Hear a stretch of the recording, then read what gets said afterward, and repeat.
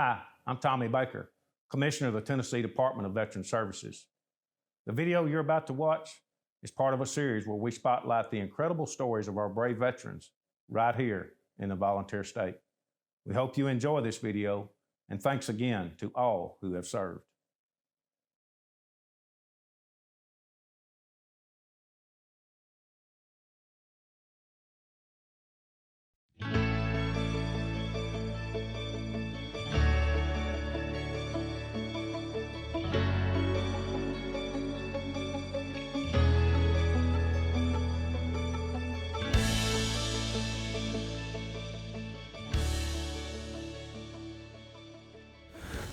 What is it? You say that risk taking is important. What edge does that give someone in life to be able to take risk? I would say taking risks equates to incredible growth. You know, we learn as much from failure as we do from success. Right. You could probably ask any successful person in the United States or in the world, was it always easy? No, it was never easy. It was easy at times, certainly. But yes, we need to take risks. I took a risk that very first day. I raised my hand at the US Naval Academy to enter the 4th class of women at that institution, knowing in my mind I would be in the minority, but learning what it is to live in the minority was a huge life lesson. I took that risk. I took the risk to go to flight school. I took the risk to go to Navy test pilot school. Yeah. And taking risks time after time helps us to become, I would say, risk adverse, but comfortable with doing so. And we grow ourselves, and in the meantime, we grow all of those around us by doing that. So, you've mentioned a lot of different assignments you had, and of course, in the military, there's a lot of change. Mm-hmm. How do you stay inspired to constantly be having change come into your life? What inspires you to do that? I would say it's my faith. Mm. It relates back to your question of my service was a calling on my life. What I do right now is a calling on my life. Mm-hmm. That I know that I do what I do for a much higher purpose. It was a privilege and honor to serve in the US Navy, as well as, in the US military. You were a brother in arms. Yeah. And living from that place is a really wonderful place to live. Yeah.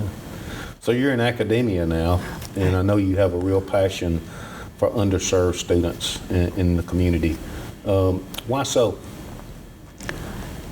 I relate it back to what I learned at the Naval Academy. As I grew up in northern Michigan, I did the same things that my brothers did. I didn't have any concept of being in the minority. Mm-hmm. Everyone looked very much the same. But going through 4 years of my time at the Naval Academy, where women were only 6% of the student body, I learned very much up front what it is to live life in the minority. The Naval Academy gave me this opportunity, this young woman from a small town in northern Michigan. It opened the world to me, mm-hmm. and that has never been lost on me. So I want to help open the world to the underserved in our communities. Great. I've been a speaker, and I've been a tutor, and I've been a mentor for years and years. Yeah. A lot of lives changed mm-hmm. because of your dedication. I know you're a big Amelia Earhart fan. I am. Anything you want to talk about there? I think of Amelia Earhart, and she talks about runways. And that if you have a runway, ahead of you, then go take off.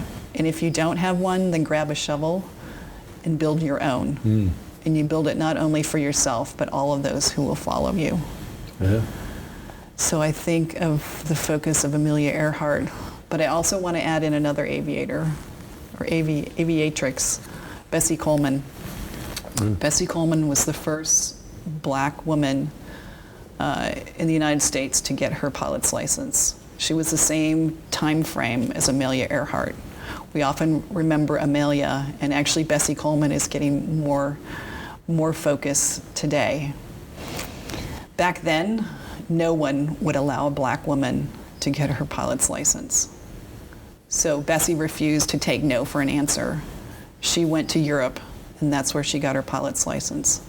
Then she came back to the United States, and she became an air show pilot. Wow. So I think of the spirit of those two women who were willing to do something totally different. I think of Bessie Coleman, who refused to take no for an answer. So those women, and all those women aviators have inspired me over the years. So if you don't have a runway in front of you, grab a shovel. And maybe I can help you with your shovel, is what I think of. There's still a lot of pioneering to do, and I'm just so honored and blessed to be part of it.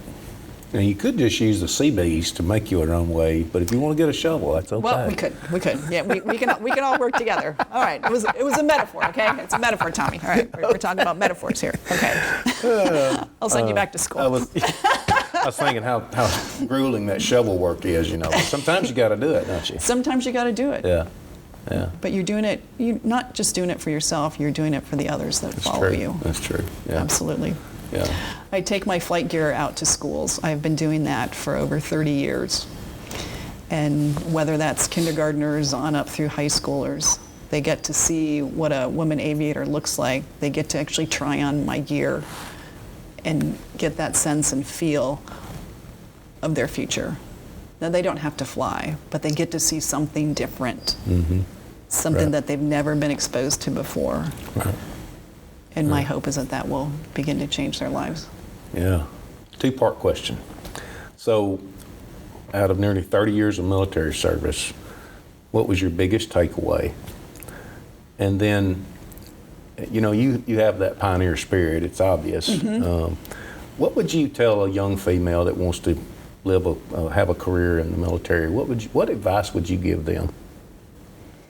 When I think of my military career, that ability to live a life of values and living a life of service to others, it changes us fundamentally, absolutely.